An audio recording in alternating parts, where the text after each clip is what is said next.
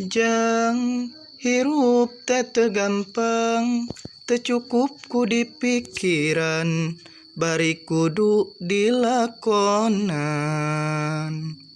Jang hidap sing ngajalma, turut parentah agama, ulah jauh ti ulama.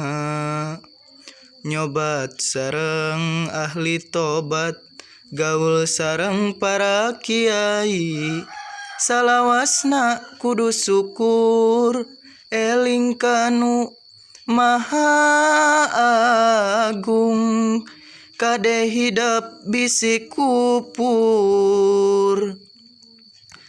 Sing pinter tur benar, sing jujur tong bohong, ulah nyerikan batur, ngarah hirup loba dulur, raksa ucap langkah, tekad jeung tabeat, ngarah pinanggih bagja, salamet dunia akhirat.